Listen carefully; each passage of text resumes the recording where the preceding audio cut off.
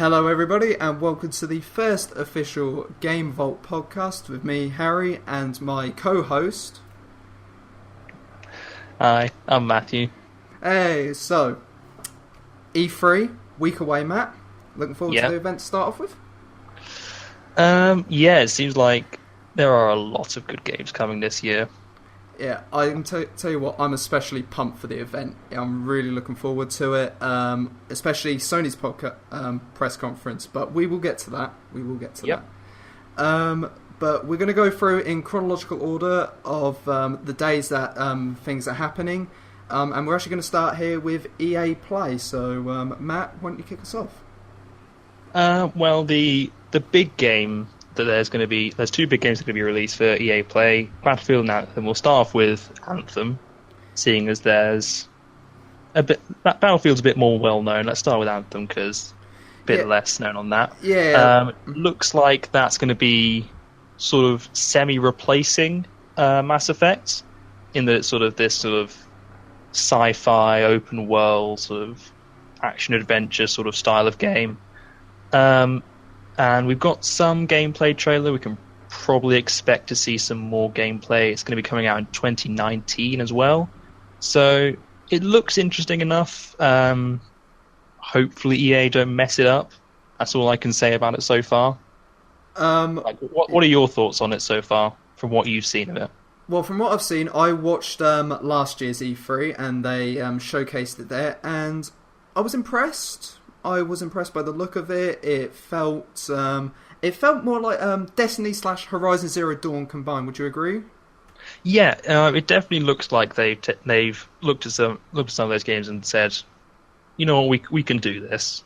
Like there are definitely things that are new in Anthem, but it feels very, very familiar. Which it could be a bad thing in that it's not very unique, but it seems, fingers crossed, like it's gonna be a good game that could set up a bunch of sequels, so I'm excited for it.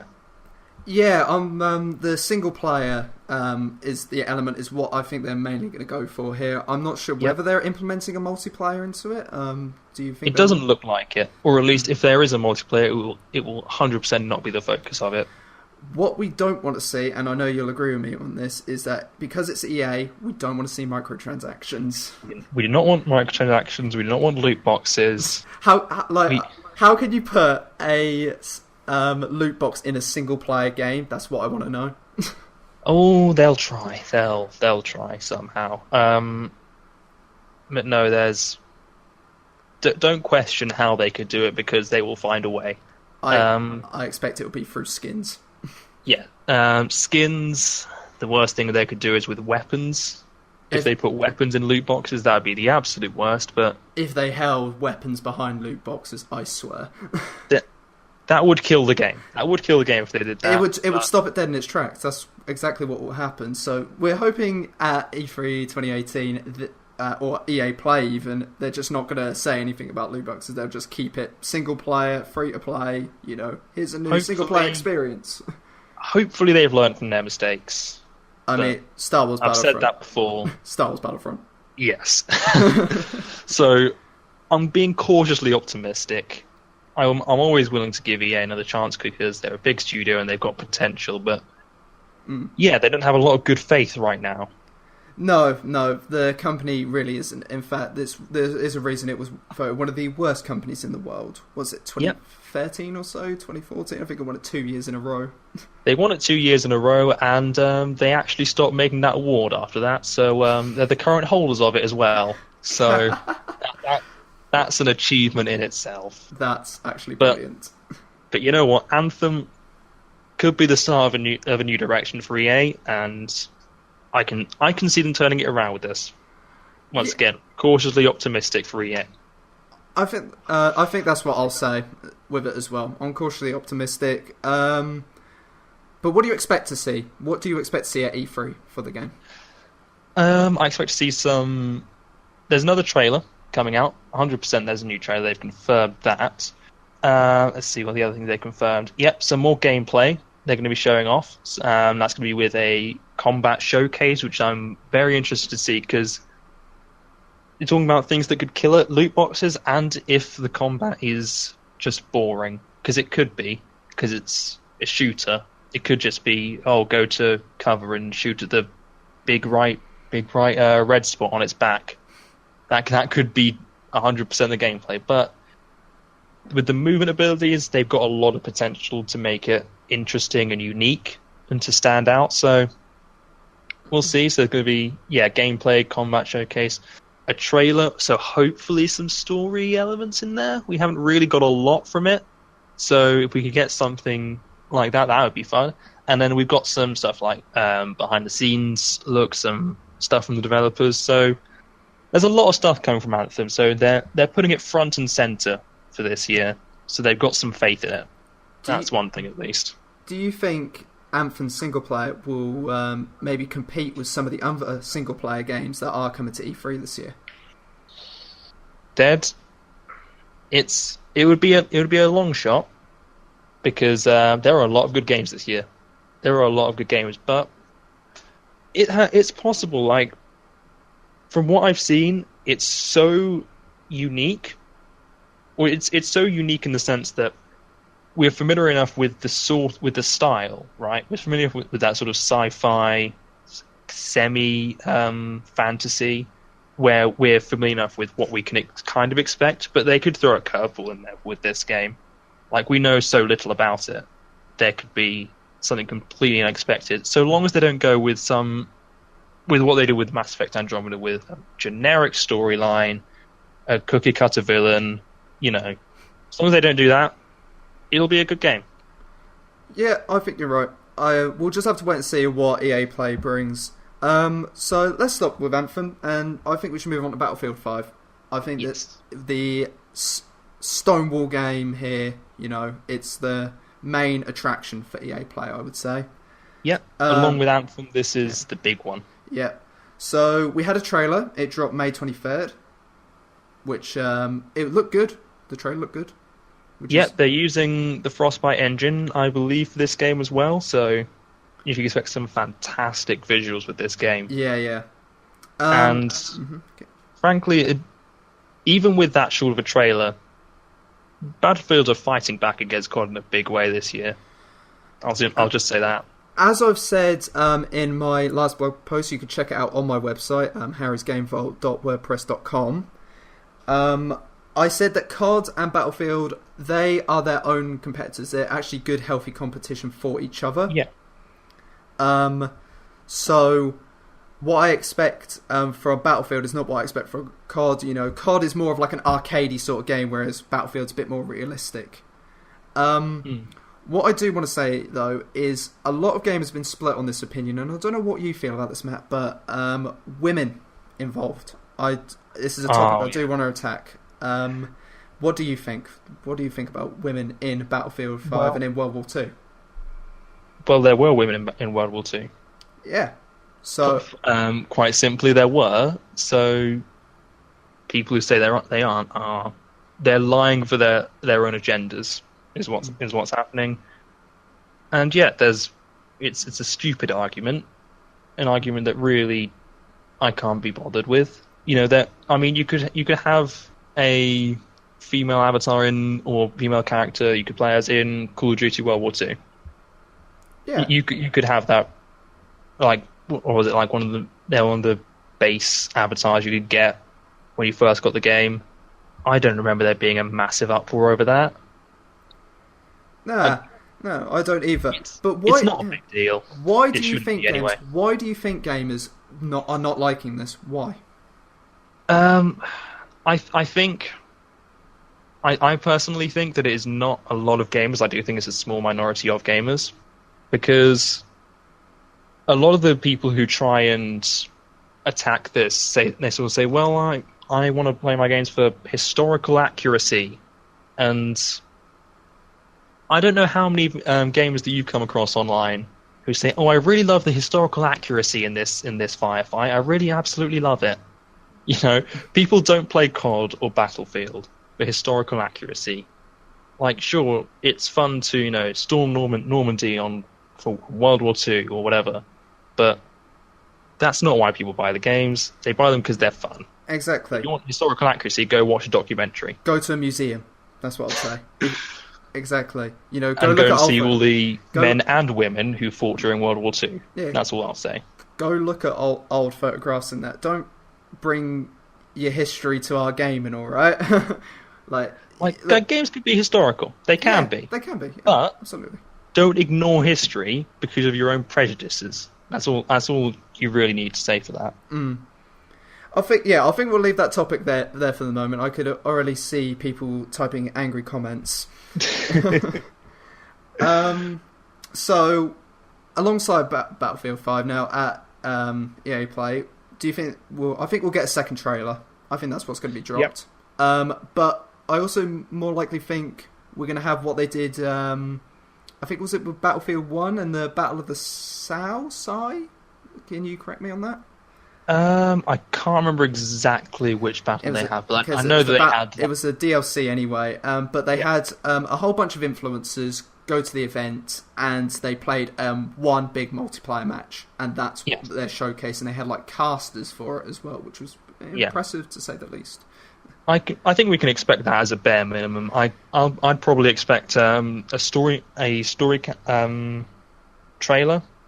Mm-hmm. Similar to, if you remember, the trailer they had for the Battlefield 1 single player, which pretty good trailer, not gonna lie. That was very good. Mm-hmm. And especially because they've got the same style of single player. So if you remember, or I don't know if you saw about the single player, they had basically a few different stories that were about 4 or 5 missions in length, right? Mm-hmm. So they'd be telling all these different stories. So you had like a Lawrence of Arabia one, you had a sort of tank one, one where you'd be flying for the majority of it, you know.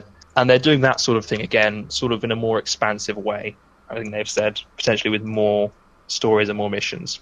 Okay, so it seems like a pretty cool concept of what they could be doing. We could see that again for Battlefield 5, or something completely new. Maybe they just take, just one. They take one soldier or something like that, and just drive home with one soldier. But again, that's more like a Call of Duty thing, I feel. Yeah, because if you do that sort of thing, you end up with that one-man army sort of mentality, which Battlefield has never really had, especially not in the most recent games. It has definitely been. You are vulnerable. In Battlefield, you will die in a very limited number of hits, rather than in COD where you take a full magazine, crouch, and let the red jam go away from your screen. Yeah, we're throwing it back to Modern Warfare 2, aren't we? Oh, yeah. Classic game. Yes, but remember with World War II, they did introduce the fact that we had med packs that you could collect. Med packs, and they're changing up for the new one, so... We will get to that later on. Yeah, we will. We will get to that later on. But I think we should move on from Battlefield 5. Are you looking forward to it? I am, yeah. I'll probably get it unless something, big comes out of it where I very much disagree with it, or I run out of money. I'm probably going to get the game, so... Yeah, I'm very much looking forward to it. Well, don't run out of money before the summer, because Italy. Yes. Right, moving on from Battlefield 5. EA Play, one more game we've got here. A Star Wars game, Matt. Now, I'm going to let you run with this. Potentially, we could maybe see a Star Wars game announced at EA Play. In all likelihood, it will not be a Battlefront 3. Thank Christ. Because, or at least fingers crossed, because I don't want there to be another Battlefront just yet. No, they ruined that game in the second one. Potentially, what we could see is... We're probably going to see a single-player game come out for the first time from EA, so you can possibly see sort of an open-world game. Which studio was it? It was... Was it Respawn, wasn't it? Respawn Entertainment. Yeah. That game has had a weird life cycle so far, but if it follows in most games' sort of patterns, it will be announced and released soon.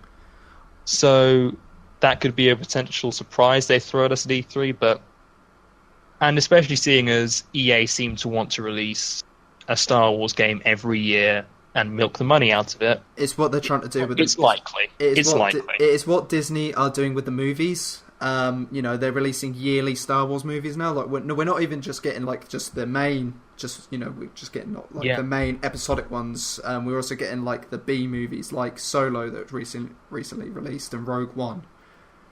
So I feel like EA are doing that, but I feel like it's if EA mess this one up one more time, they're done. It won't be them carrying on with the Star Wars franchise anymore. It could be given away. It could be given away to another studio. So Respawn, if it is their game that is announced, I look forward to it. Really, isn't Respawn the one that took over the Visceral's cancelled game? Yes, it was. Well, not the cancelled game. The one where their studio creative got shut designer down. or whoever was left, and they had to kind of say, "Oh yeah, well, it's not going to be this Uncharted style of game anymore. We're going to take it in a new direction." But yeah, so it's potentially that game. If it is, then I'd be very excited because it'll be. They kind of changed so much that it's no longer that single player driven like adventure style. And from what I saw of because they did have concept art released of it, it did look like it was during the Galactic Empire era. So between episodes 3 and episodes 4. Now that would be that's exciting. a concept. That is a concept I'm looking forward to. It really is. You really want to find out what happened between them because not really is a lot is known, but not. Well, you could have potentially like if you're going with that sort of Uncharted style of parkouring around and that sort of gameplay, you could have things like sort of heists on Imperial bases. Mm-hmm. In a single-player campaign, which I think would be really cool. Like, I think one of the concept art had the main character sort of scaling a cliff up to an Imperial barracks, which looked very cool. Couldn't the possibility of being playing as a bounty hunter near enough? That sort of you could be playing. I mean, again, it's very very speculative, and they could have changed a lot in this time, but. That game looked very promising. It did, and I'm quite gutted that Visceral was shut down for it. Yeah. However, I believe Respawn can bring it back up. However, I do want to make a point here. Yes. If we do quickly go back to Call of Duty, a lot of Respawn staff have moved away from Respawn and back to Infinity Ward. Because if you didn't know, when Modern Warfare 3 was in development, or even Modern Warfare 2 for that fact, a lot of the staff left over creative differences and stuff like that and went and made their own games company called Respawn Entertainment. They made Titanfall and that. That's why Modern Warfare 3 was a bit lackluster. However, a lot of the staff have moved back to Infinity Ward from Respawn to apparently work on Call of Duty Modern Warfare 4, which could release in 2019. So could we see that this Star Wars game maybe take a hit because of this? It's possible. I think here's my thinking of it. If it is the Star Wars game that's going to be announced and they're going to release it this year, EA are going to try their absolute hardest not to mess this up. Because like I said, this could be their last shot at making a Star Wars game, and they want that Star Wars license. They want it so badly. Yeah. Because that is a license to print money. Yes. And if they mess it up and they give it, and Disney say, you know what, Bethesda, you take this, and you go ahead and make us a single-player Star Wars game, and Bethesda won't mess it up, because they're Bethesda, and they actually make good games. EA will have lost a massive title, and I'm going to be honest, when you look at the titles they've got, they're big money makers, but they don't actually have a great deal of them. Like when you think of the titles that EA make, right? Mm-hmm. They don't have a great deal of them. They have big ones, but they don't have a lot of them. No. So they have their sports franchises, mm-hmm. right? They have their CODs, or they have their Battlefields rather. Mm-hmm. And then what else do they have? Like Anthem's coming out now. That could be a hit or a miss. But what else do they have really? To be quite honest, I can't really think of many others. So yeah, you are right. They do Yeah. not have a lot of main franchise players, and Star Like- Wars is definitely the one they will want to keep. Like, I'm not saying obviously that EA are going to run out of money if they lose Star Wars because No. they're EA, Hmm. but they definitely don't want to lose that. Don't want to lose that extra franchise. No. They're gonna be trying their hardest to make this one work. So Yeah. again, as with all EA games this year, cautiously optimistic. Exactly. I think that's what a lot of people should have took in with Battlefront 2. And I think a lot of people did, considering the lack of content in the first Battlefront that EA made. In the second one, me and you both bought the game upon release. We pre-ordered, Yep. in fact, I believe. Yep. And they made the trailers, and everything looked so hyped for it. I was gassed for it. I really could not wait for this. Like a single-player campaign in Battlefront. How mad! Like that's something that hadn't been really done before in a Star Wars game. We of had this that magnitude. That. You had the 501st missions in the old Battlefront 2. I remember them. That was the closest we got. Oh, was it Galactic Conquest in that, wasn't it? As well? Oh no! You had like proper 501st missions. Yes. No, I do remember. Yes. Oh, those were fun. But Those were fun missions. But yeah, it's I think over the past few years, EA has had the problem of they have overhyped. They've done a great job of hyping up their product, but they've made very mediocre games. I don't feel they've delivered on what they have shown. So things like Mass Effect Andromeda was an okay game, but it was hyped so much. Like the marketing campaign went mad for Mass Effect Andromeda, and the game was just okay, and so people were disappointed by it. And it's the same with Battlefront 2. Looking at it objectively, it's an okay game. The shooting is pretty decent. The single player is a bit meh. It's short. That's the problem. It was short. Yeah, the single player is good but short. So again, as a game, it's okay, but the marketing was insane. Exactly. They put all the money and all the resources into the marketing of the game that the game itself was a bit lackluster. Yeah. And that's a problem that EA has suffered from for a while now. Now, I don't know if people have actually grown bored of the game. I know I've grown bored of the game. I've, in fact, don't play it now. I just don't touch it. I don't touch the game, but I know there's a decent fan base out there, but again, it's not a fan base. It's not like a rabid fan base of this game is amazing. You have to play this. It's like, it's an okay shooter. Like, remember when they said, oh yeah, DLC is free for you, you get seasons and that, but aren't they still waiting on a season 2? Like, well, let's see, they had The Last Jedi. They're The Last Jedi. Yeah, I feel like they've released a solo one as well, haven't they? Yeah. Although, so again, they'll probably have about one more season or two more, maybe. It would depend on how hard they might go on this potential new Star Wars game. it depends. However, if they are going to do anything, they could actually just still do stuff for Battlefront 2, and it could be Season 3 they're releasing, and I've heard rumours of Clone Wars, possibly. Now, I don't know whether that's enough to bring me back into the game. However, I know a lot of fans would definitely be excited by it. The Clone Wars is definitely an era where you've got a lot of fans. You've got a lot of sort of creative freedom to go with that, but they seem to be very reluctant to go into sort of the prequel eras and the Clone Wars era. I don't know why, because it's potentially the most exciting thing to make a game out of.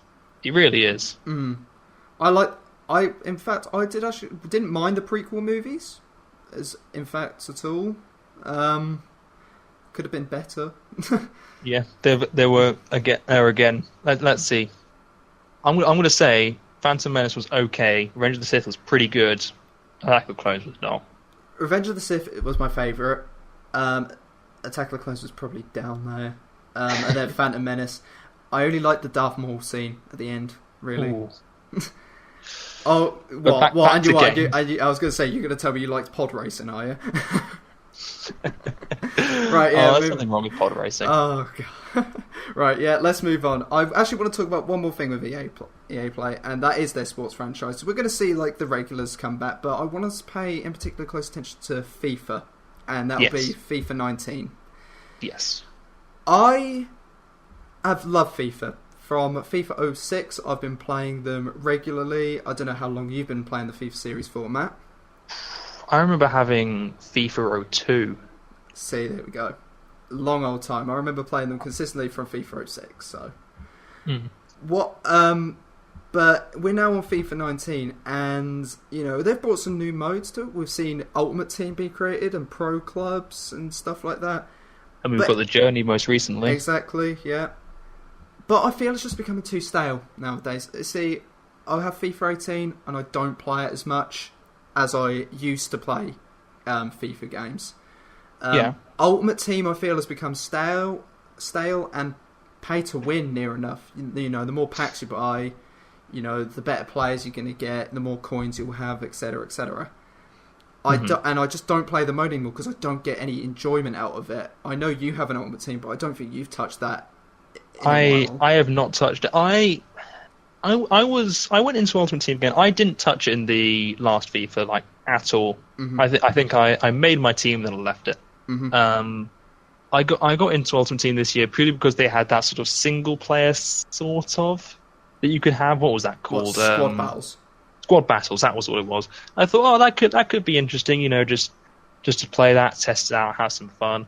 Then I realised, but why would I do that when I have better games to play, frankly? So the problem with FIFA is the gameplay cannot change. It doesn't change. In fact, the gameplay doesn't change. Each year, we FIFA fans are drove to deal with the same crap, basically, each year. It's just not becoming fun. And I think us fans are starting to realise, as we become older, we're starting to realise that this isn't acceptable anymore. We want something fresh and a bit more unique to it. They really need to do something with FIFA 19 to make it feel like that. They were trying to do that with the World Cup mode this year, but you can't release a new mode every 4 years and expect it to drive up business and stuff like that. Yes, the World Cup comes around every 4 years, but you're gonna have to do it each year or so. I mean, there wasn't even a Euros mode or so.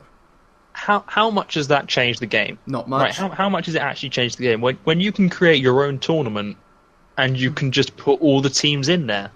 Exactly. You could just do that in the regular game, and it would make very little difference. So you'd be missing Panama from the game.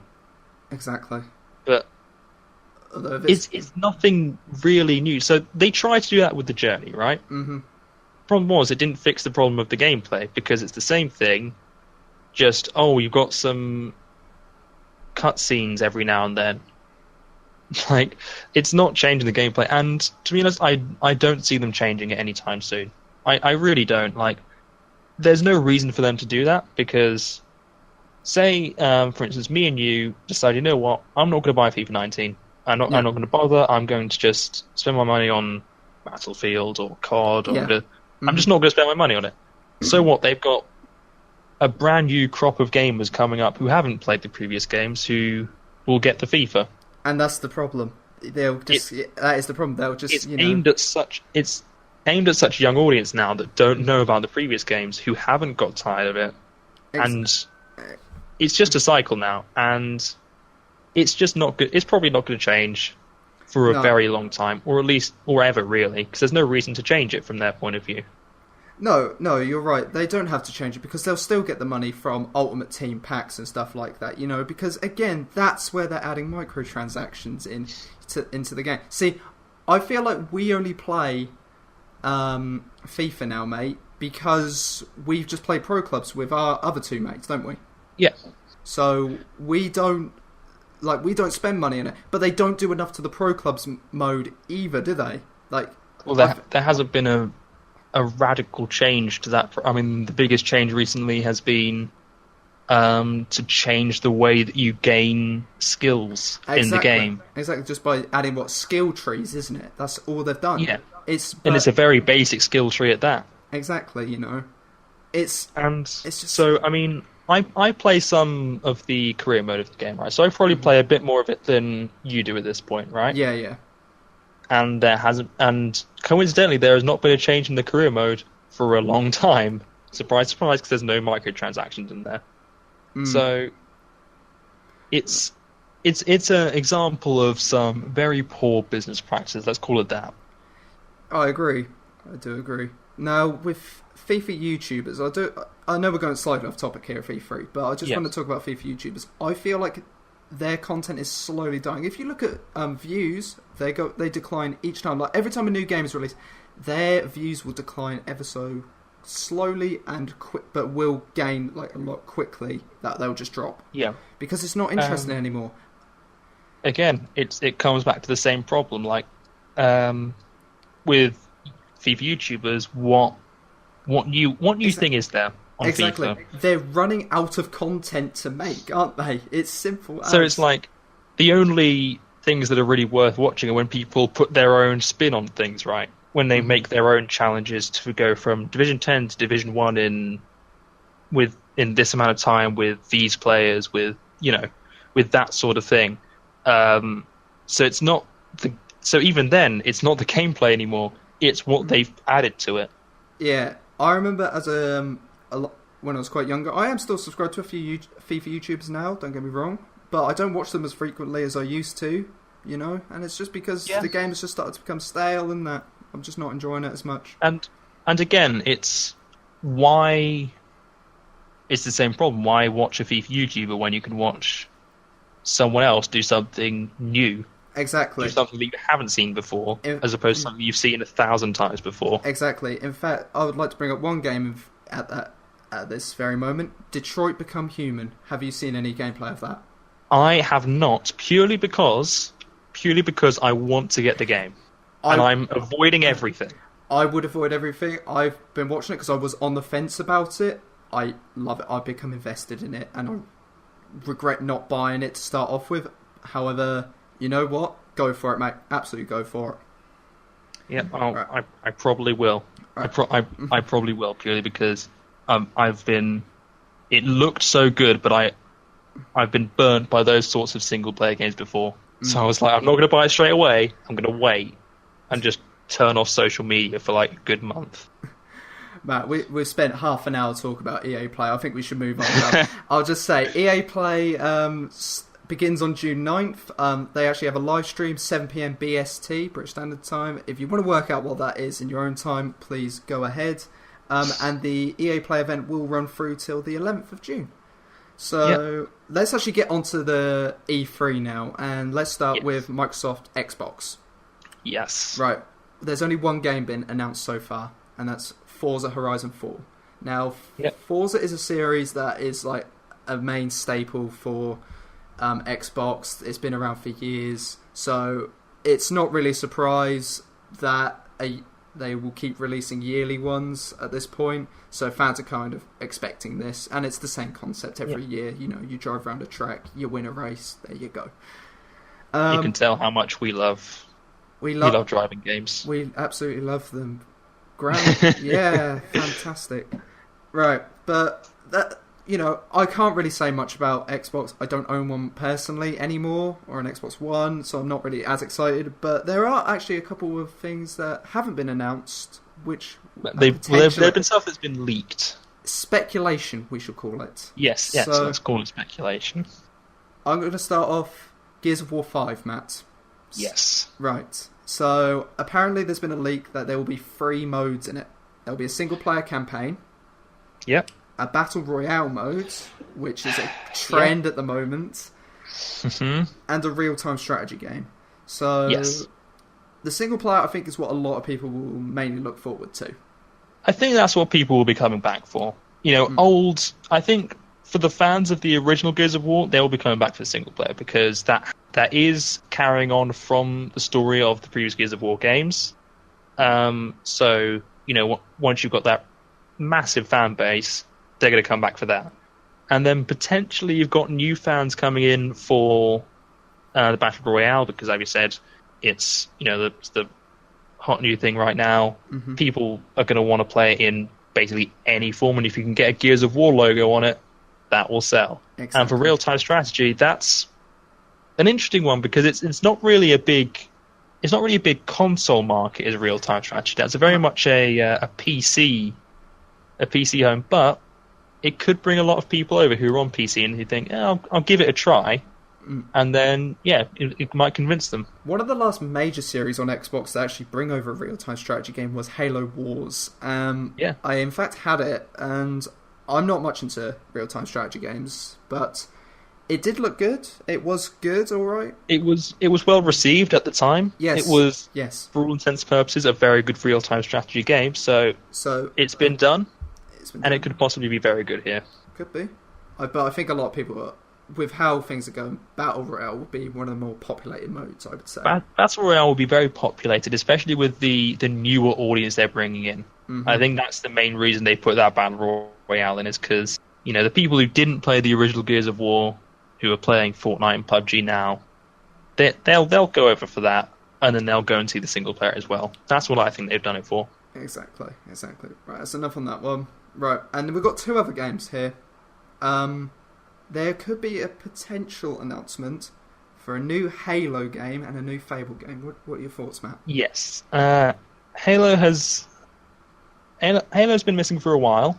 I've played a few of the Halo games.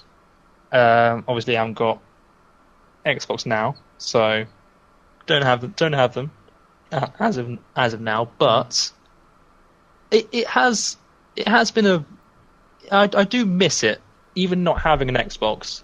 Having Halo there as a competitor, having Halo at its peak, definitely pushes other people, and it is a good game series. So it would be good to see it come back, definitely. And it's the same with Fable. If Fable can come back and really reinvigorate that market, it'd be really good to see. Do you have a favourite Halo game that you played back in the day? Ooh, I'd say Halo 3.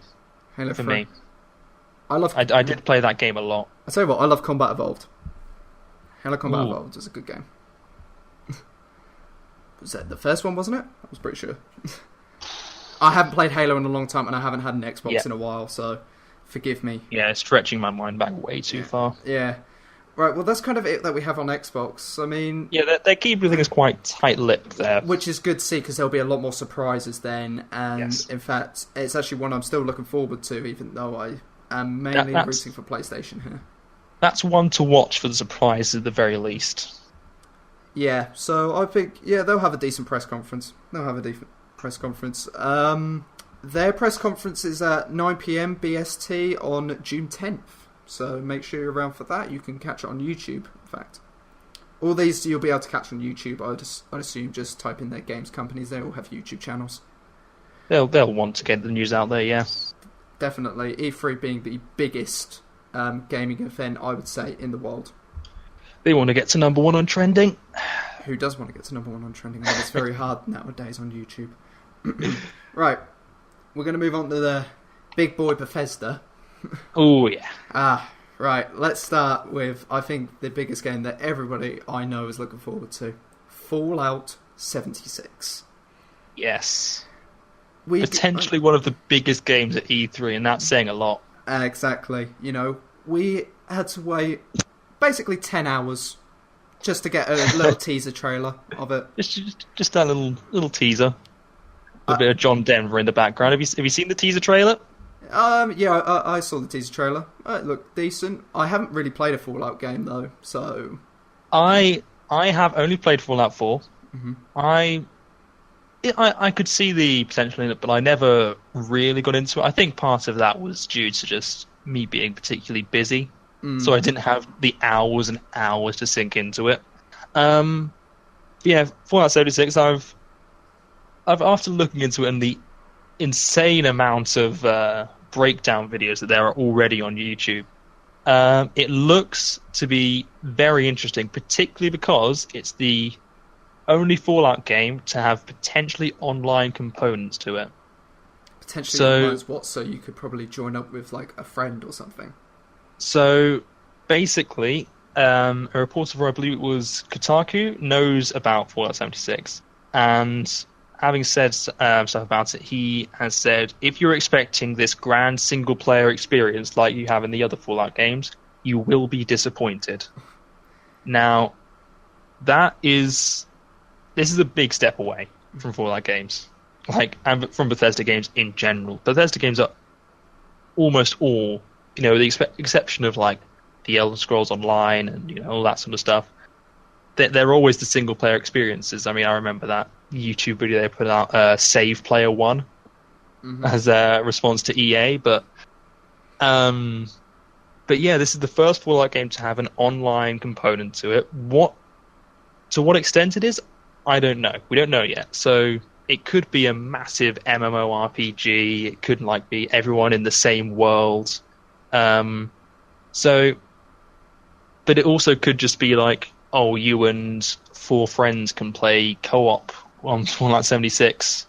But we don't know yet. So in terms of where the game is set, and so obviously you're coming out of Vault 76. Now, Vault 76, from what we can tell from the trailer, obviously, in the lore, if that's what you're looking for in these games, it's a big deal. It's referenced quite a lot. So I'll just go full-on background mode right now. Yeah, go ahead. So the vaults in Fallout are meant to be... So they were advertised as oh, look, sign up and we'll save you from the impending nuclear disaster. They weren't that. They were basically human experiments. So you'd have people being... So in Fallout 4 you had the tests see what cryostasis how that would affect the human body. You had psychological tests. You had sort of things like that, basically on a captive audience. And from the looks of it, Vault 76 was the neutral vault. Basically the vault that had nothing done to it, it was perfectly fine, and you were just left to your own devices. And it is also the vault that is opened the earliest. So when you leave the vault at the start of the game, it will be a completely untouched wasteland, which is very exciting. So yeah, it's shaping up to be a very exciting E3 for Bethesda with Fallout 76. It could be potentially a Game of E3 candidate, actually. I would even go as far as saying it probably will be. It's a Bethesda game, so it's going to be good. And from what we've seen, it's running on the same engine as Fallout 4, which is, I'm not going to lie, it's a bit disappointing. I'd wanted a bit more of a graphical update, but let's be honest, it's a Fallout game. People are going to be hyped for this. I think you play for the story and not the graphics. I mean, the graphics are a big part, but the story... And the graphics were okay in Fallout 4. Mm-hmm. So, in more Fallout news, actually, there is a potential for Fallout 3 to be remastered. Now, yes, there is. I never... Like I said, I haven't played a Fallout game, but I could potentially start with 76. Who knows? But Fallout 3 remastered, I don't know if fans are hyped for this. What would you think, Matt? I could see it being hyped for this. I could see there being potential for this being, if this was sold particularly in a bundle, so Fallout 76 with Fallout 3 remastered, that would be a big seller for Bethesda. I could see that happening. No, in the same way as remember when Modern Warfare got remastered and sold as a package, wasn't it? In fact, I have that package here. Yeah, I do have that. I could see that being done. But yeah, I could see people being excited for that. I mean, there's a lot of good love for Fallout 3 out there. Yeah. The difference between the possible Fallout bundle and the Call of Duty bundle is that people will actually play 76 and 3 remastered, then people just got the Infinite Warfare, Modern Warfare remastered bundle to play Modern Warfare remastered. Yes, the difference is that there are 2 good games in this bundle, whereas in that one there was... So, yeah. Activision, you have been roasted. Oh, God. Right, moving on from Fallout. Fallout's great, so I'm looking forward to it. Rage 2. Yes. Rage 2, again, it's another game, actually. I don't play Bethesda games, alright? Matt is our expert in the field here. So... I'm the expert who did not play Rage 1, but I do know a bit about Rage 2. Particularly from the trailers. in that it kind of looks like a fun game in a sort of wasteland setting. So it's like Fallout on drugs. Just it's sort of this bright, colourful wasteland, basically. Instead of having those, you've got endless games where you've got like nuclear apocalypse, everything's grey and dusty and boring. Whereas Rage, it's not. It's actually got colour and life in it. So that's at least something new. Of all the Bethesda games, Rage is not the first that comes to mind. So I guess that's a little bit. It's a little bit annoying when we haven't had a sequel to Skyrim for so long. Bethesda, please. No, it's just chill. Like I said, they're gonna remaster it again for the Game Boy Advance. just wait, just you watch. Just wait for Skyrim again, okay?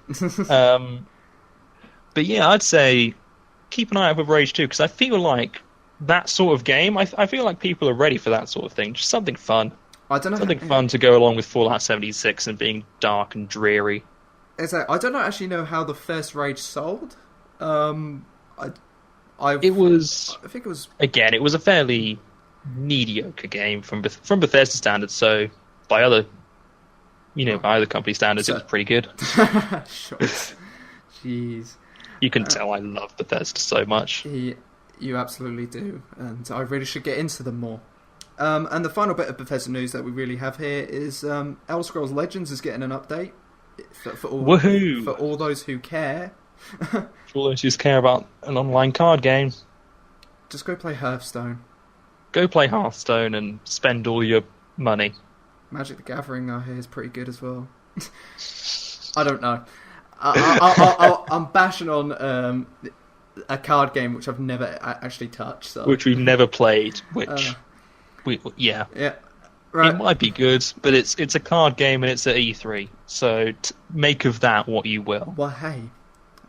So Bethesda's conference kicks off at 2:30 in the morning for all you early birds on June 11th. Yep, I'm going to be up for that. Same. I don't sleep till about 4 a.m, so... I'm praying for the third Wolfenstein game. I want that. I want Mecha Hitler. It's going to be great. This just took a turn. You got to have Mecha Hitler in your third Wolfenstein game. Jeez. Okay, I get you. Moving on.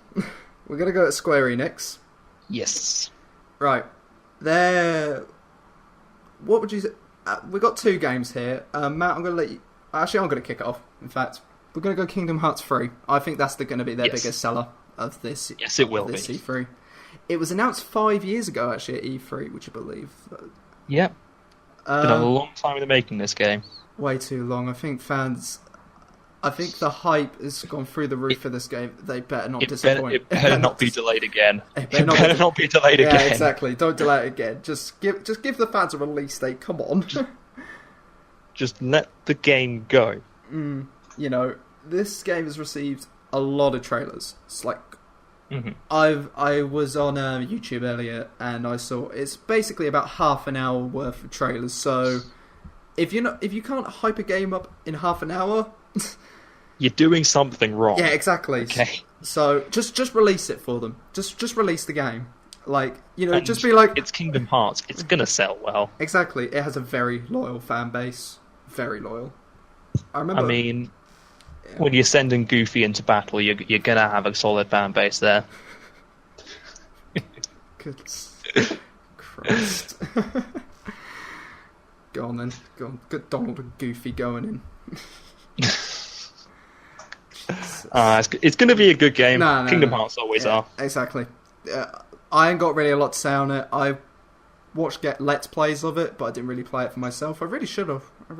It feels like a game I should have touched. It was never a game that I've really been interested in buying for myself, but I know that it's always been a very solid game. And from what I've seen of it, the combat for this game looks to be very good. Like, it's a big update on previous Kingdom Hearts games. So if you're a fan, you should be excited for this game, I'd say. Keep an eye out for it. Yeah. So I think that's all we can really say on it. We can't give too much of an opinion on it because we haven't played it as much. And, you know, we'll leave it to the fans to decide, you know. If you're a fan, you should probably be pretty optimistic. Exactly. The only possible negative is the length of the development of it, but exactly. You don't realistically that shouldn't be a problem. A game that's been in development for this long, I would be cautious still. I would still be very cautious. Yeah. From what we've seen, there's been positives, but take it with a pinch of salt. Yeah, exactly. Right, and I guess the other game we have to talk about, Shadow of the Tomb Raider. Yes. It is the third game of the new Tomb Raider trilogy. This is like I believe they're calling it the Survivor trilogy. Thank you. I would say there's a lot of hype over this game as well. Yes. After the release of the successful movie. The movie was actually pretty successful, quote unquote. I mean, for a video game movie, it was very successful. Yeah. Doesn't have a lot of competition, but I actually went to saw it twice. Did you know? Yeah. I saw it twice. I saw it on midnight, and then I saw it with you, actually. It was good time. Nice. It was a good movie. It was a good movie on its own. But yeah, the Survivor games, I have played the first one of the trilogy. I know that you have not played them, have you? No, I've not played them. No. Yeah, you've seen the movies. I've seen the movies, and I've played the first game. From what we've seen, I think we can expect some sort of gameplay trailer, because so far, as far as I know, we have not had a gameplay trailer. We've just had a sort of very short snippets, haven't we? Unless I've missed something. I would say we're going to get an on-the-rails gameplay trailer. Like, full-on gameplay of, like, maybe a mission or so. Maybe. We don't know. Yeah. Potentially. I mean, they might show gameplay. They might be afraid to show if they're keeping the story very close to their chest, which they might. Being a third in the trilogy, they might throw a curveball in there. So they might show sort of, captured in PS4 Pro or whatever on the big screens rather than a full gameplay. That would be the only thing. Mm-hmm. But they'll definitely show something of it. They have to, because you can only tease for so long. Exactly. I think the game releases September, doesn't it? Yes, it does, I believe. So you're going to have to expect something a bit more from them, to really get the game hyped for its September release. Yeah, and to be honest, the last games have been pretty successful. Yeah. So yeah, I'd say they're going to keep with this if they keep with this momentum, be very optimistic. Like this looks to be a locked on to be a good game. Mm. It would take a lot to derail this. 14th of September is when it releases. Thank you. I think that's about it for Square Enix, mate. So, unless they throw a massive curveball. Exactly. We don't expect any curveballs. We don't expect any curveballs, though. That should be it. It should be. I mean, 2 games, though. Probably there will be more. That would be a bit short on the games, but I don't see anything else being announced at E3. Well, we haven't seen really any other major leaks, so no. Potentially that could just be it. We'll have to see. The live stream for Square Enix's press conference is 6 PM, also on June 11th. So June 11th is going to be a long day for you, because next we have Ubisoft. Yes. Matt, please kick it off. Well, the big game for Ubisoft will be Assassin's Creed Odyssey. Now, I've seen I don't know if you can call it a trailer, if you can call it a snippet for that game. Well, the 5-second "This is Sparta" kick. We can call it a teaser because it is. Yes. It is an actual tease, just a kick. You've got a "This is Sparta" kick, and you've got a Spartan helmet in the advert of the "See You at E3." So I think it's good to assume that this will be set in Sparta during ancient Greece. Absolutely. So moving on from ancient Egypt. Yeah.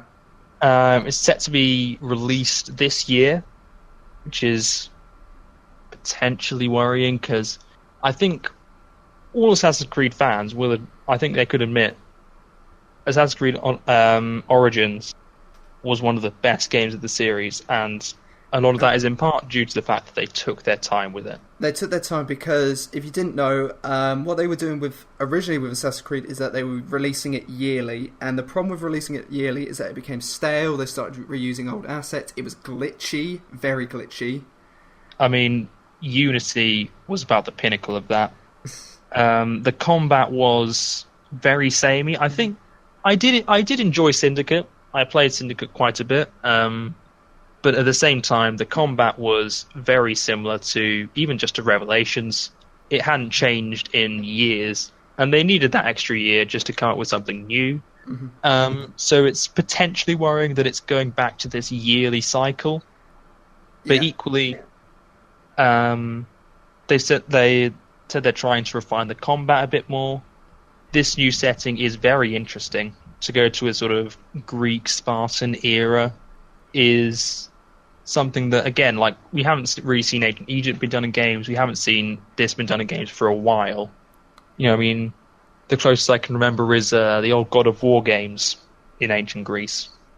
I feel that this is now where Assassin's Creed is heading. It's not going to bring it to like the old Renaissance times. It might do again in the future, you never know. No, then it'd be stepping on its own toes, and exactly. But I feel like going further back. Let's just hope they don't take it too far back, though. We don't go full Far Cry Primal on us. That game, wow, that was some turnaround on that game. Actually, I'll tell you what. But they don't need to be doing that with this game. They need to take their time over it. I mean, they could release a new Assassin's Creed every 2 years or so. That would probably, that would still keep hype for it. I think a lot of fans would be okay with that. They really would, because, I mean, I'm going to be honest, video game fans were quite simple. We just want good games. And if it takes you 2 years to make a good game, I'm okay with waiting 2 years. Exactly. I'm like you. I don't care. Just get it right. You know, just get it right the first time and don't release. Let me have fun. How large was that patch they had to release for Unity? It was like the size of a game. Was it really? That's mad. It was like they had to remake like the entire game on the first day because it was so glitchy. And that is what you call a day one patch. Yes, it is a pretty big patch. Oh my goodness! So, what are you hoping for here? I'm hoping for a trailer, perhaps on the rails gameplay, like they did with Assassin's Creed Origins. Yeah, on the rails gameplay, I think is reasonable to expect because that's what happened with Origins. I think it will either be that or a gameplay trailer. We won't get both, and so potentially, I think it's more likely that we see a gameplay trailer than a story trailer. I think the story trailer will be released later in the year, closer to the launch, to kind of hype it up. Mm-hmm. And what we'll see at E3 is an on the rails sort of like they did with Origins, like your very first assassination. This is how you go about it. This is what's different. That sort of thing. I mean, it's how I feel. I think Assassin's Creed have been doing that each time with their games. Like they just show off an assassination. And that's their trailer. That's how to build up hype, and it's been working for them. So they continue in that sort of trend. Then that's fine. Mm-hmm. Right, let's move on from Assassin's Creed Odyssey. Incidentally, that day one patch, 900 megabytes. You mean, so you're saying Assassin's Creed Unity day one patch, 900 megabytes. That's pretty small still, though. For a day one patch, that's pretty big. Yeah, for a day one patch, yeah. I mean, I think I have games. Actually, no, I don't have games that are smaller than that. I think at least most of my games I have are over a gig. Anyway, let's move on from Assassin's Creed, and let's go on to the Division 2. Tom Clancy's The Division 2. The first one, it was good. They made it to look good actually during E3, and the trailers and everything made it to look good. When it came down to it, when it came to its release, I knew a lot of fans were disappointed. Why do you think they were disappointed, Matt? Well, you've got this incredible setting of, like, you know, an abandoned New York. It's snowing. You got this sort of semi-dystopian future. It's a very unique setting, and they could have done a lot with it. But it kind of became a parody of itself. You know, you've got people wearing tier 4 beanies that's reduced bullet penetration by 20%, and it's like, why? This doesn't make the gameplay fun, it makes it laughable. And it didn't help that you had, you know, repetitive mission structures where it was go here, kill these, get this. And so what started off as this great premise and this great sort of idea with some pretty good shooting. You know, it's not going to set the world alight, but it was pretty good. It became just sort of a laughing stock at the end. Exactly. That's why I know a lot of people that did buy the game and they just said, just don't get it, Harry. Just don't get it. It wasn't worth it. You know, you're spending 60 odd quid on this game for something that's a bit, again, we're going to use the word again, lackluster. You know, it didn't deliver, and that's something that these companies have been doing. You know, Ubisoft have fallen for it, like EA, where they'll hype it up during demos and reveals and stuff like that, and then when it comes down to actually giving you the game, it's a bit meh. It's a bit meh. That's the problem. Yeah, and that is a big problem. But again, with the Division 2, the fact that they've continued with this, I think, is a good sign. I think it's a good sign that they haven't gone, you know what, it was a failure, toss it behind us, we're going to make something new. They've decided, you know what, no, we're going to actually try and fix this. Because, again, like, Ubisoft have started doing this sort of thing where they go back and they fix their failures, right? Whereas another company like, I don't know, like EA might just say, we've got the next one next year, just buy that one. Ubisoft are starting to, you know, get a bit of love back from their community by fixing their old mistakes, and I think this is an example of that. So while the Division may have been, again, a bit meh, a bit lackluster, the Division 2 might be okay. You know, don't go into it thinking Game of the Year contender, because it's probably not going to be, but it could be a good shooter, and it's got that good premise, so there's a lot they could do with it. My final thought on this is that it'll probably just get a trailer. I think that's all that will happen. Because I actually want to go back to you saying, you know, Ubisoft are going back and fixing their old games. Let's actually move on to For Honor, which apparently they're just going to give a big game update on it. So yes, now they're going back and fixing. I know that you didn't play For Honor. I've played the beta, but I haven't got the full game. Mm-hmm. And again, it's another Ubisoft game criticized for cool concept of, I mean, when you've got Vikings, Knights, and Samurai in the same place, it's a pretty cool concept. Why not? It's a pretty cool concept. And yeah, it's a cool concept let down by execution. And again, if this update can change that, again, it might not pull a lot of people into For Honor. It's not like people are going to come into this and go, oh, I'm going to watch the Ubisoft show because I want to see if I really want to buy For Honor. You know, there's not going to be a lot of people there. It's going to be those people are going to be watching the Odyssey reveal. It's going to be for the people who've bought For Honor, who've put the time into it, and you know, this is kind of them responding to fans and saying, "Look, we appreciate you playing this game, and here's your reward for that." Exactly. Basically, I think that's a good thing. We know we knew we buggered up to start off with, but thank you for sticking with us. Here's an update to thank you for sticking with us. Yeah. Which is actually a nice thing, and I wish more games companies would do stuff like that for some of their old games and that. Because I remember when Ubisoft were down there with like EA and like how people thought of them, and like they were just a cash grab company who didn't really care about their game. Again, we go back to Assassin's Creed.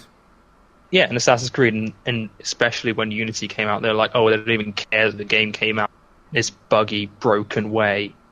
But now they've decided, you know what? No, let's just go back to basics. We're going to make games because they're games and we like them. We're not going to make them for the money, which is a good sign. And I hope more companies do this. Yeah. And finally, on Ubisoft, Beyond Good and Evil 2. Yes. The trailers that have been coming out for years for this. Yeah, it's a prequel to the 2003 classic game on the PS2, probably the original Xbox as well. Yeah. So me and you at the time of 2003, me and you were about 5 and 6. We're both 20. A bit young. Yeah, exactly. A bit young. Yeah, just a tad young. So we definitely didn't play the first game, and even yeah, exactly. And even later on, I think the newer generations like the PS3 came out and stuff like that. We just kind of left. We just kind of left it behind. Yeah, we kind of just left our old PS2s behind in that, and just moved on. So we didn't play the first game. However, it does actually look pretty. From what I've heard, it's a decent game. The first one anyway, but this new game, it's going to blow it out of the water. This game had better not muck it up, because if they do, all that goodwill Ubisoft has gone right down the toilet. In fact, I wrote here, the game's been in production for a long time, like you mentioned. So, how long about has it been in production? Oh, there have been a lot of trailers released for Beyond Good and Evil 2. Like, people have been waiting for Beyond Good and Evil for a long time. What I reckon is, again, they'll get a new trailer. A new trailer will be shown. But maybe finally, a release date will be given. That is what you'd hope. You'd hope, but we can't confirm nor deny that is going to happen. We're not there. We're not in LA. We wish we were. Surprisingly, we wish we were. I don't know why they haven't called us up, but yeah, exactly. Maybe it's because this is our first podcast, actually. Oh yeah, that might have something to do with it. Yeah. Maybe if more of you guys listen, they'll listen, and then we'll get press passes, and then we'll be in our rightful place making video games. Down straight. Right. I think that's enough for Ubisoft. I can't really discuss more about Beyond Good and Evil 2. I don't really know a lot about it. Yeah, it's one that I think a lot of the old guard are going to be looking for in this. If you played the first game back in 2003, maybe you still have your old PS2. Maybe give it another Keep an eye out. Yeah, maybe give it another run through. Actually, the first one before you get the new one, and then there you go. Bit of nostalgia there for you. Ubisoft press conference is at 9 PM on June 11th. So on June 11th, you've got Bethesda's, Square Enix, and Ubisoft. So you've got a full day of E3 coverage to look forward to. Yep, clearly calendars. Yeah, exactly. Don't be doing anything that day. I know I'm not. Oh, I never have anything to do. Let's move on. Yeah, let's move on to... I think this is the one where we're going to spend a lot of time on, Matt. We're moving on to PlayStation, Sony. And I'm going to start off with the game I'm so hyped for. Marvel's Spider-Man. Ah, yes. Brings out the nerd in all of us. Yes, it is the game I'm most hyped for. E3 2017, I remember watching PlayStation's live stream and seeing this game. And, the combat in it looked sick. You could do so many sick things as the web slinger, I remember looking at that and thinking very sort of Arkham Knight-y or, the Batman's games. It looked a lot like that, which is only a good thing. Because those were some great games. And it's a nice thing to know that we're actually playing as a Peter Parker who's 23 years old. He's been Spider-Man now for quite a while. So we're not going to see Uncle Ben die again? We don't need to see this again. No more feels. No more with great power comes great responsibility. No, stop. No more of that. We're just going to get a fresh new Spider-Man game. 23. He knows his stuff. Yeah, he knows. It's just going to be some fun. Exactly, I'm looking forward to the open world aspect of it, actually. That is going to be the most fun to me. I remember I had a Spider-Man game a while ago. I can't remember what it was, but the web slinging in that game was just phenomenal. And if they get that right, this game will be... I think I know that's all they need to do. Back on the PlayStation 2, right? What was that? Was it back on the PlayStation 2? Ooh, must have been. It must have been, because it was like Spider-Man 1 and 2. I think one of those games was phenomenal. I loved it too. They were great. Yeah, they get the web stinging right. This could be a fantastic game. It will be. From what I've seen, Insomniac have done an incredible job. Insomniac, if you didn't know, were the creators of Ratchet and Clank. So, all right. Great. So got some good pedigree behind this game. Exactly. Great pedigree. In fact, Ratchet and Clank, from what I remember of Ratchet and Clank, you got your little Lombax, little robot, running about. I just like destroying shit in that game. I'm sure that says something about you as a person, but a lot about me. Anyway, this is a more realistic game now. Well, I say realistic. We talk about this. It's Spider-Man. A Spider-Man game, yes. What else have I wrote down here? The game actually releases in September as well. So we're not that far off. We're not that far off from it. So we could see quite a bit from this game then at E3. I would say a new trailer. I would say that's the only thing we'll see. Maybe we could get gameplay again, but I doubt it, considering that I think they want to keep it more under wraps. However, a new trailer would probably be the way that they're going to go about it. I'd say the only extra thing we might see is they might showcase the open world. That would be nice to see. Maybe not like a full gameplay, but they might just take us through the streets, just to show that it's actually a lively city. As long as we're not, that would be nice. As long as we're not delivering pizzas like in the Game Boy Advance. What's wrong with delivering pizzas? Do you remember the Game Boy Advance game? Oh, I remember the Game Boy Advance game. I had that. Oh my God. I had it too. It's a cracker of a game. Yeah, I don't want to spend the first bit delivering pizza though. Anyway, actually, as well, with you can pre-order the game. If you pre-order the game, you get free suits. 2 have already been announced. There's the Iron Spider suit, and that was from Avengers: Infinity War. If you haven't seen the movie, like Matthew, go watch it because it's fantastic. And the Spider-Punk suit. Now, Matt, I don't know if you've had a look at this suit, but I want to know where do you think this has come from? Do you think it's come from the comics? I would assume. I mean, in all honesty, there is a lot to pull from the comics, so I wouldn't be surprised.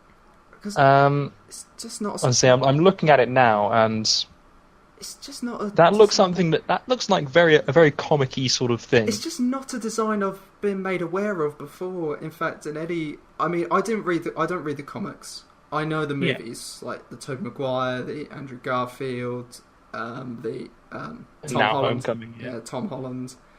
I've not seen this sort of thing, so it must be from the comics. It does look like something that would come from a comic. And like I said, we've got one unannounced suit, and that was it's coming in July, apparently. All right. However, could there be a potential at E3 to say, bun that, we're going to announce it now? That would be a ballsy move, but I wouldn't hold your breath for it. Nah. If you're waiting for it. I mean, the suits are an added extra. I think they're just an added extra, a little bit of fun by the developers to add in. So yeah, if you really are looking forward to the suits, don't expect anything like that at E3. So I'd say wait till July. You'll get it then.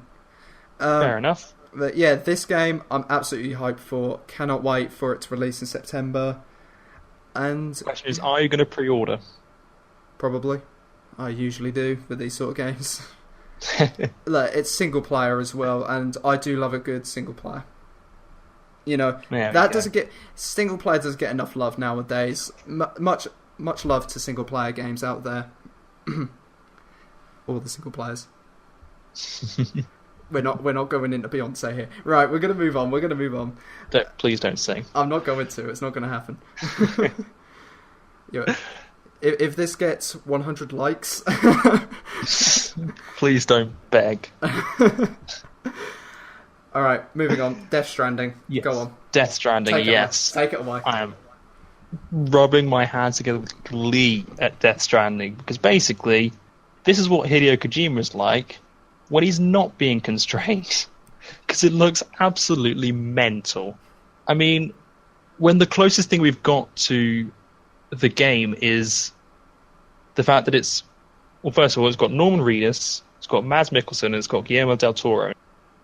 That's instantly a win. The fact that it's got...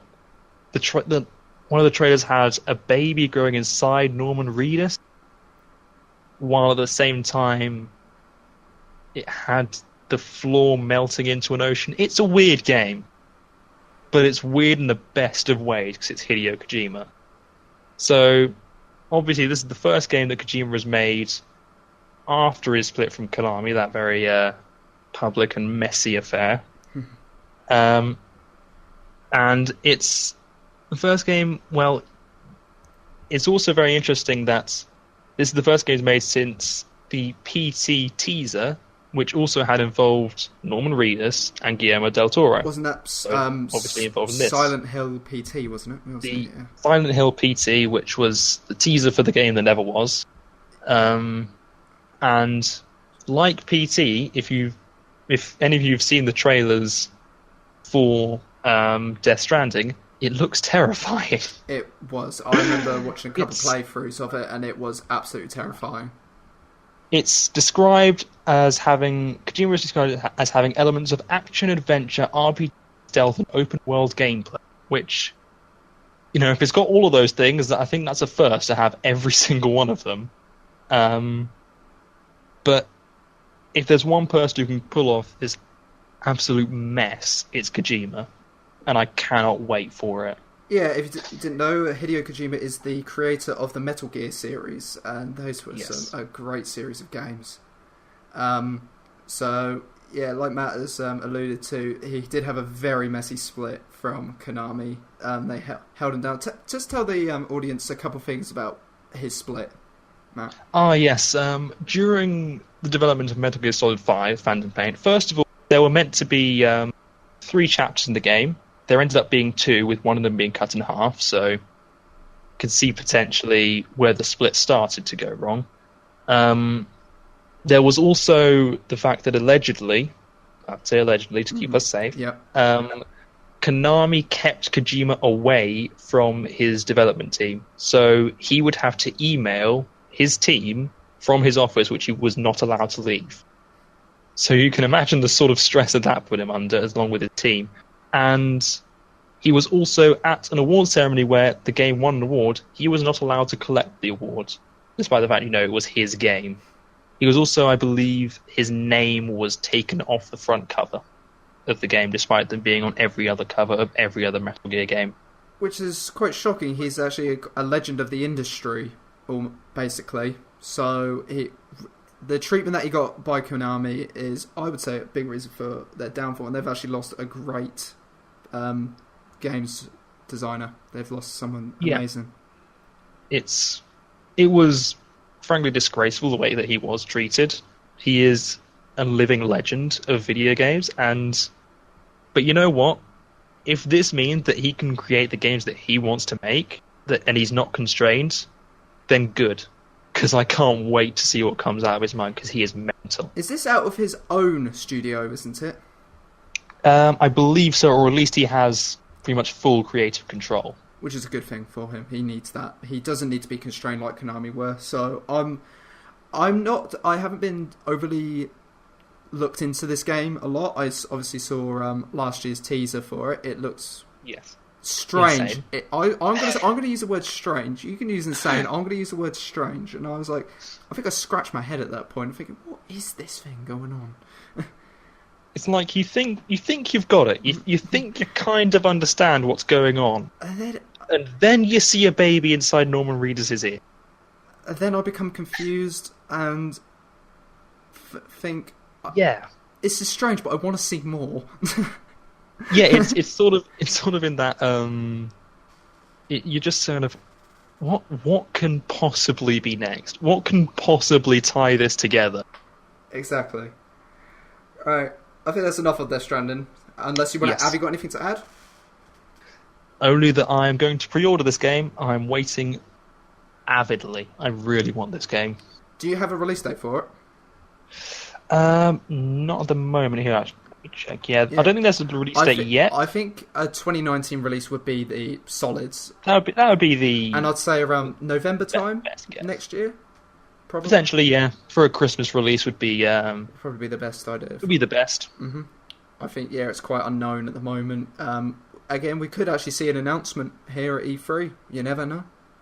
You never know. You never know. Fingers crossed, because please. So if we're going to move on, the final Yep. PlayStation game I want to talk about. I know there's a couple more, and actually Sony have said there are 4 major games that they want to look at during their press conference. We're actually covering 3 of them. The other one is Ghost of Tsushima. That's what it's pronounced. Yes. That's by Sucker Punch Studios, who made the Sly Cooper and Infamous series. Yes. We don't know a lot about Ghost of Tsushima yet, so that's why we're not really talking about it. It looks to be an interesting concept, but We'll just see.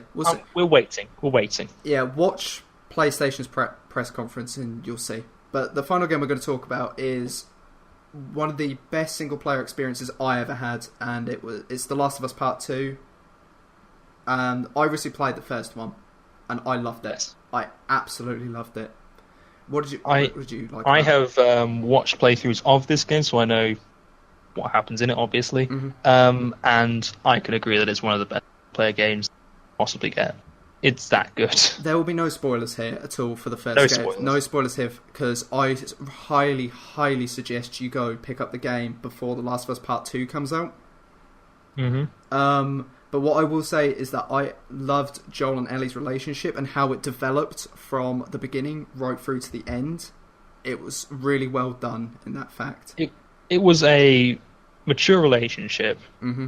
for a mature audience. Like, this is not a sort of happy-go-lucky game that you're going to pick up. It's a serious game, It is. and it deals with serious issues, Mm-hmm. and it's all the better for it. I'm going to say, I'm playing it through. I got a little bit emotional at some points. There were parts of the game where I got a bit emotional. I won't point them out because they will spoil it. Obviously. So, that's it. I really highly suggest just go pick it up. But Either pick it up, watch a playthrough of it, mm-hmm. just experience it in some way. Exactly, because I tell you what, it is fantastic. Naughty Dog blew it out the water. Now, they are known for doing the Uncharted series. They also did the original Crash Bandicoot games as well. Phenomenal.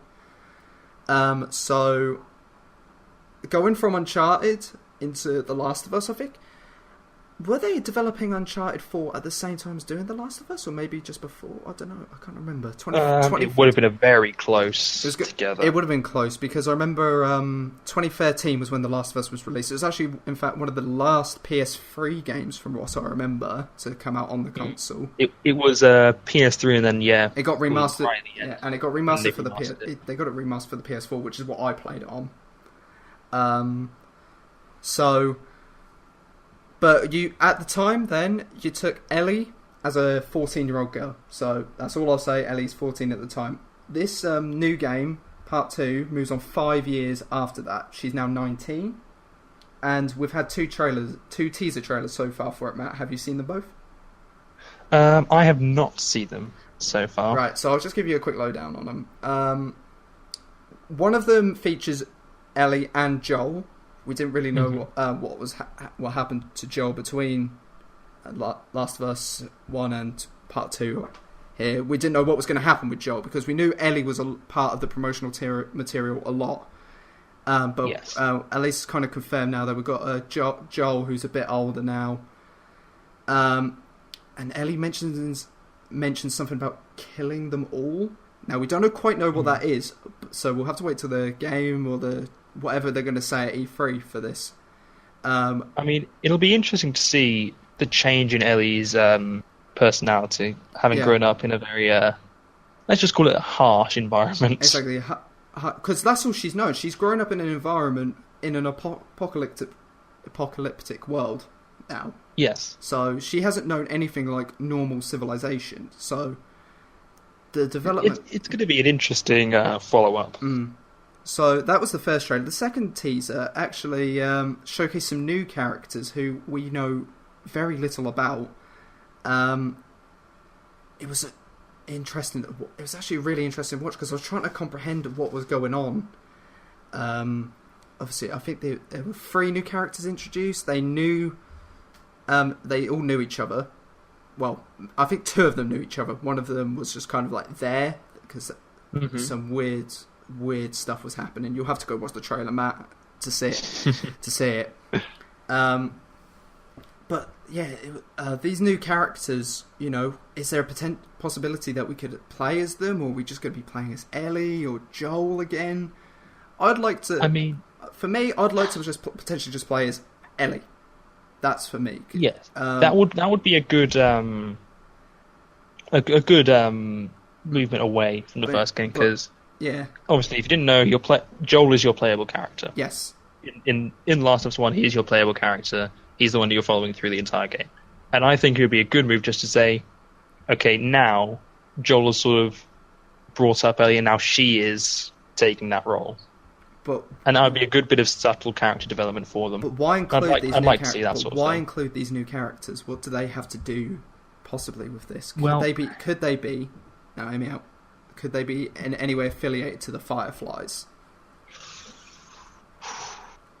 You see, this is where the game could go wrong. The game could go wrong if these new characters, for lack of a better word, suck. If they suck, this game could go downhill quite quickly, as it could with a lot of sequels, rather. But equally, I don't know, that there's so many opportunities for new characters here. Like, especially in the way that people sort of react to this apocalypse. They could be, they could be anything. They could be Fireflies, they could just be regular people who you kind of pick up along the way.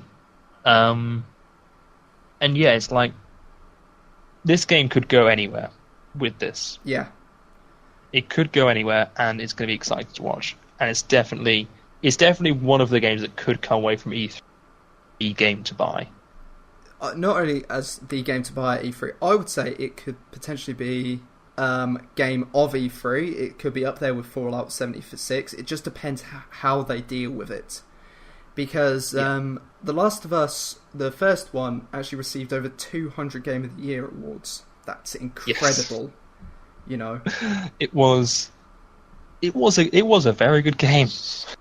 A very good game, an extremely good game. And now they have to follow it up. Exactly. Now, usually sequels aren't as good, and we could potentially see that, but, this is Naughty Dog. This is Naughty Dog. Actually, they get better as they go through. Yeah. Maybe don't expect 200 Game of the Year awards for this one. Maybe that's setting a bar a bit high.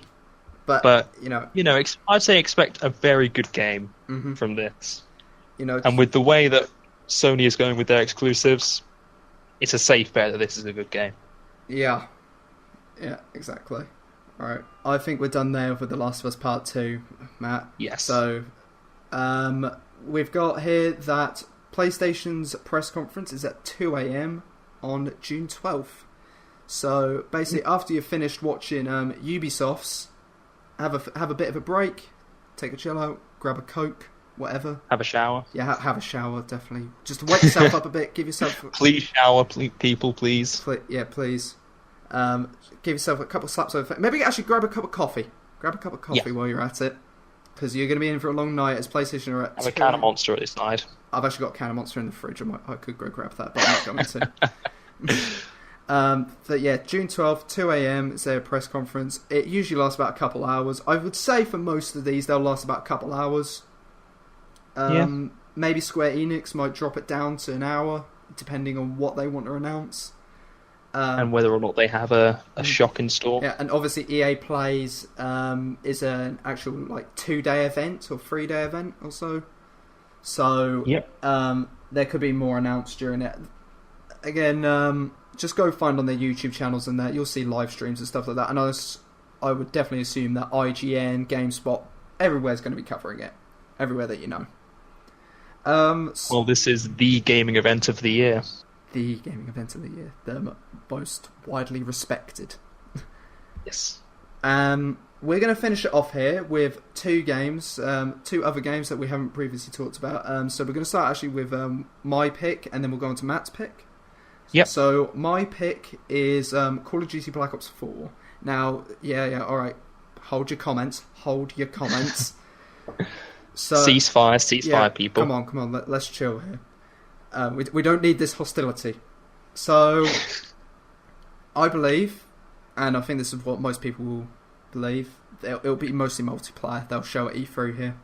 Yes. The game releases in October. They need to show more multiplayer for it.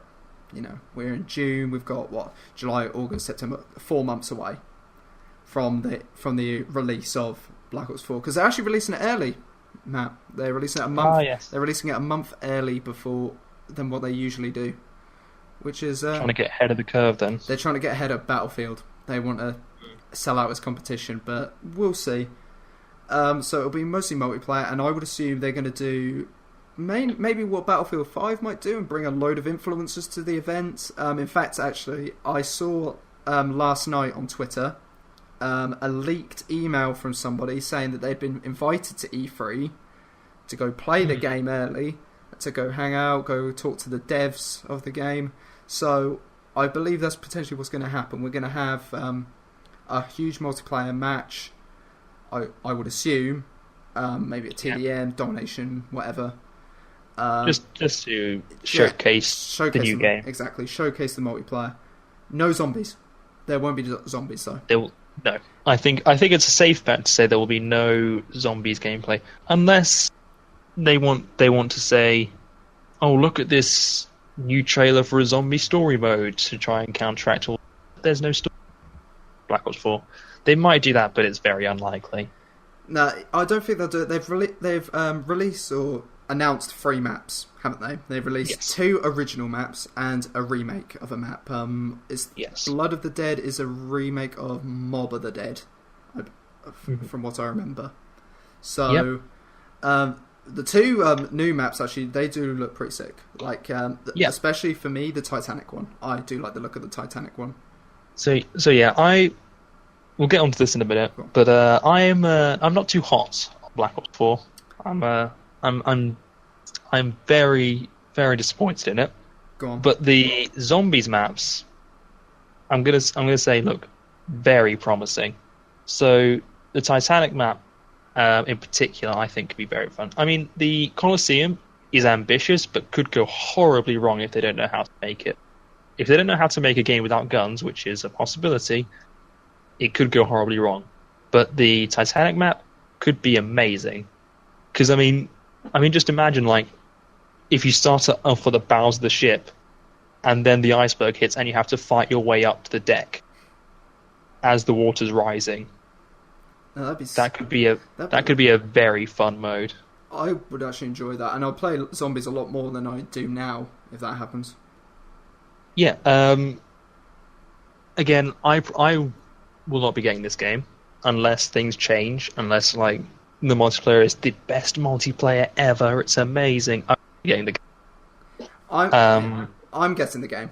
I will be getting the game because I've said in a blog post before, again, you can check it out on my website, that I am more of a Call of Duty fanboy. I've been with the series since Modern Warfare 1, the first ever one. So that's Call of Duty 4. And I like the arcadey style of it. I like it's I like the use of the weapons. I like everything about it. I have that it's got replayability about it for myself. That's why I enjoy it. And that will only be bolstered by the addition of a new mode, which we will come on to just in a second. But I'm just going to let Matt finish his point on zombies. All I'll say is about zombies, it's not a mode that I've totally been into. However, it will be a mode that I will definitely see myself on a lot more than I have in previous and I think all of these things that they've put into Black Ops 4 individually are great. Legitimately, they are. This, the Titanic and these new maps they're putting in for zombies look fantastic, and you can tell that there has been some love put into that sort of idea. It's just amazing. So that on its own, great. If you look at the multiplayer, the way they've sort of structured that with sort of trying to put it more tactically while still having that arcade-huge feel, again, great. That looks amazing. But crucially, the elephant in the room, the lack of a single-player campaign in the Black Ops game is a killer.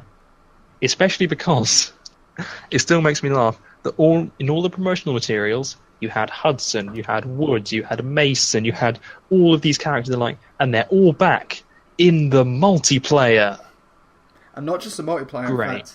the Battle Royale mode, which is coming. Yes. Right. Yes, and the Battle Royale Now, again, mode. I know Matt is seething at this, but you've got to realise that Battle Royale is a trend that at the moment is here to stay, and Call of Duty are just keeping up with the competition to bring a new fresh idea and a new twist on it. It is both a trend and it is a cash grab, in my opinion. It is something they could not ignore.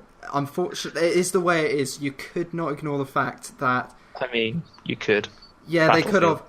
They could have, but... You know, maybe by the time that we actually get to Black Ops 4, maybe the Battle Royale genre may be dead. Maybe we'll see. It has that possibility. What annoys me the most is the fact that... Okay, so...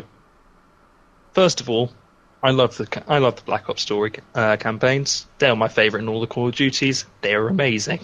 Maybe not 3. Maybe not 3. Maybe not 3. But you can't deny that the first Black Ops, that twist. Oh, absolutely. I love that game. That was fantastic. No spoilers, obviously. No. For a game that came out quite a while ago, but still no spoilers. Go play it. Go play it. But the fact that they put it in, Battle Royale is... The simplest mode that you can put into any game is Battle Royale. Because you make a map, you leave it there, and you put people there. That's all you have to do with Battle Royale.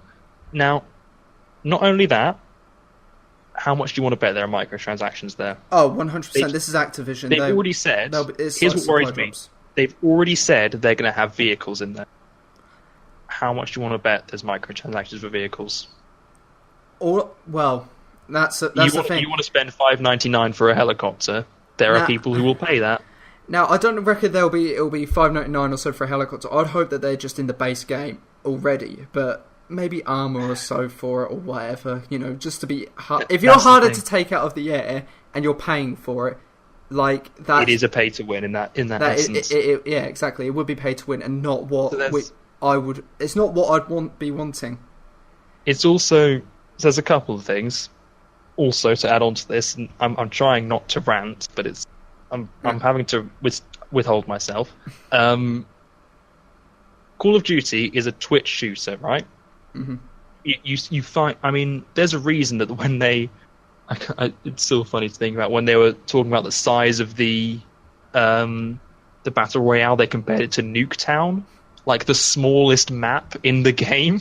They compared it to that, but they said it was 1,500 times bigger. Yeah, but it was still funny. They were like, you couldn't have picked like a slightly bigger map to compare. But it's like the reason that Nuketown is one of the community's favorite maps is because it is small, it is action packed, and you can get into the action quickly. If you talk to any Call of Duty fan, they'll tell you their favorite maps. Probably their top 2 would be maybe Nuketown and Shipment. Because Shipment is also a very small map, and I still love Shipment to this day. So here's my worry.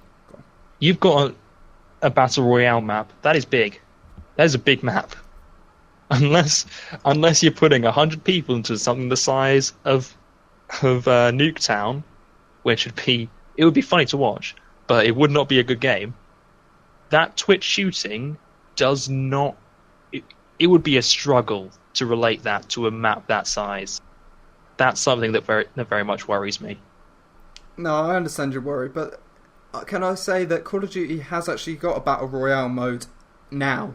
It's Call of Duty Online in China. If you didn't know, China has its own Call of Duty. It's called Call of Duty Online, and it's basically every single Call of Duty game rolled into one and just chucked onto there. So they've got a Battle Royale mode themselves. Only 18 players though. However, we want to see it increase to about 100 players or so. That's what the ultimate goal is, to get 100 players onto a map at the same time. And in fact, this it's still worrying to me. Yeah. You're never going to convince me. Until the game comes out and you can prove to me that it works well. I will not be convinced. I'll just say this map is called Blackout. This map will have popular parts of different maps, but we're unsure whether it's going to just be the Treyarch maps or whether this is going to be included from other Call of Duty. So could we see like Sledgehammer Games maps included into this mode, or can we see Infinity Ward maps included as well? That is one thing I think they could do well with this Battle Royale. is if they add. So take Fortnite, for instance, Mm-hmm. how they've changed the map quite consistently, to keep things interesting. Exactly. And that was the one thing that killed PUBG, right, is the fact that they did not change that game. No. And that's why it's kind of dying right No. now. It really is. If they can change it, so if they add in different maps from things like Sledgehammer Games and their CODs, that could keep it interesting. Now, what I'm thinking, this could be a long shot, but if they wanted to do this and still keep the Battle Royale mode but not changing it too much, what they could do is each year if they release a new Call of Duty, there's also an update to the Battle Royale mode on Black Ops 4. And that update allows, these other developers so the next one will be Infinity Ward's turn, again at a Call of Duty game.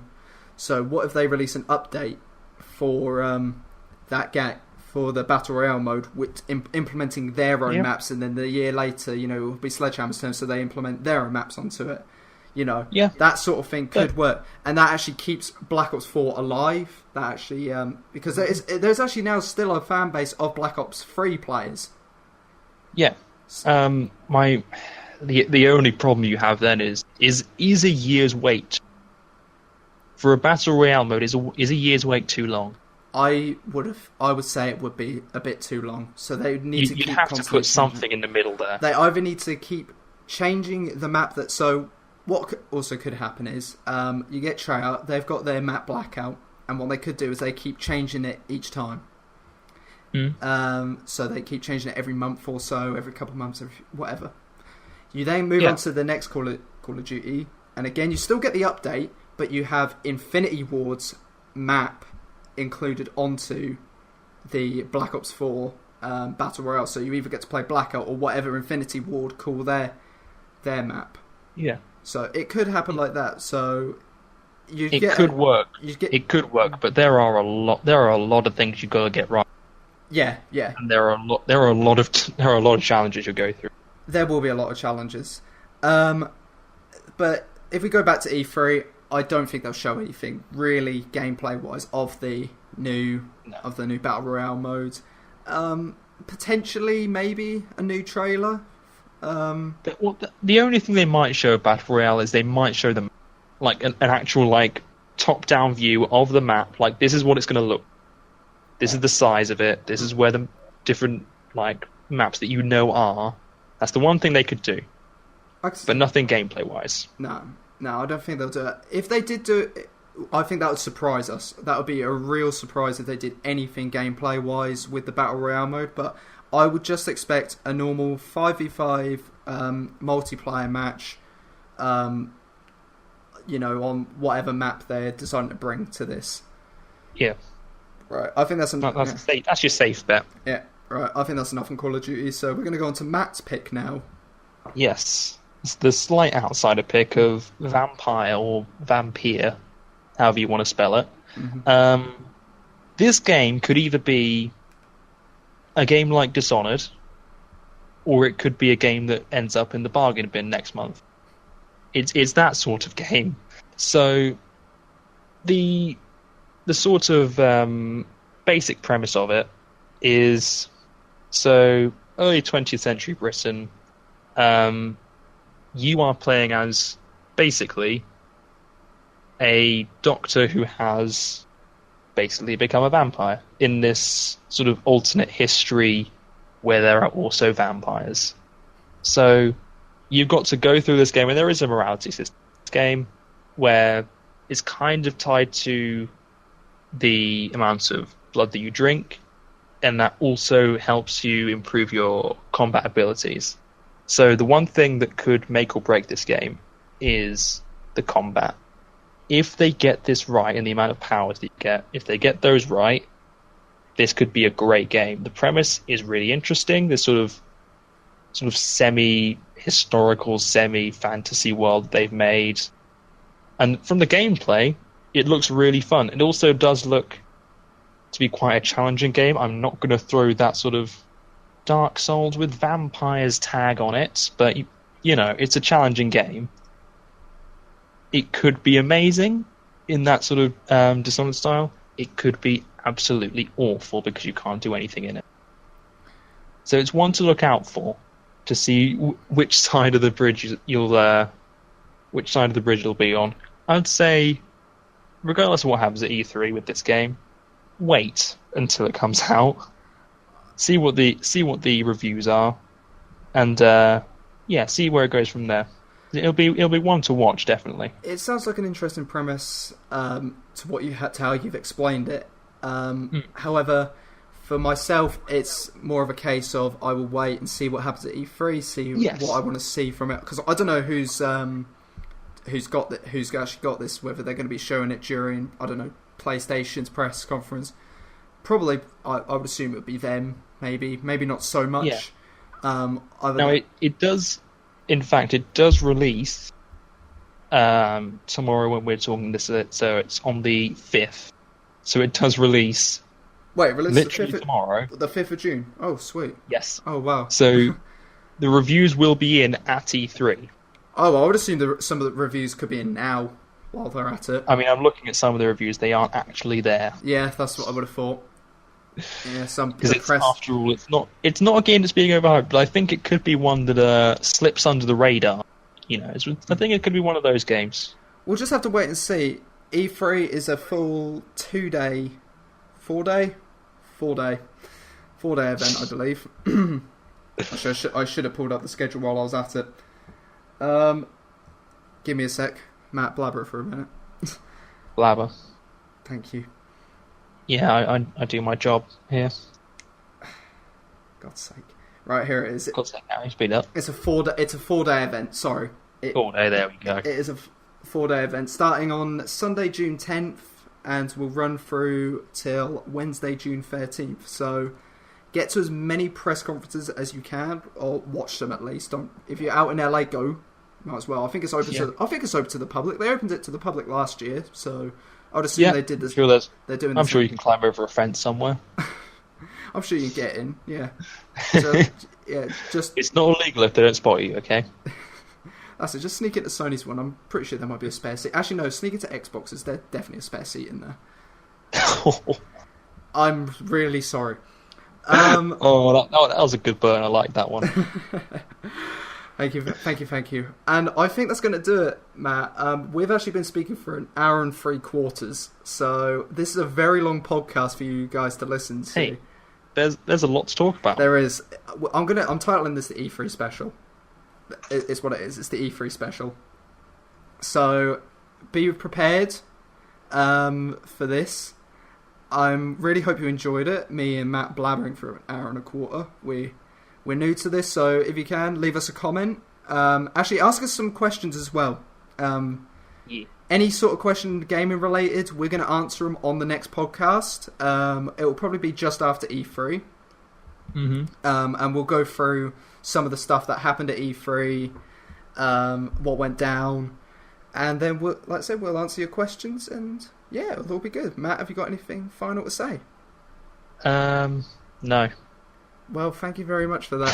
Thank you guys for watching, and we will see you on the next episode. Bye. See you.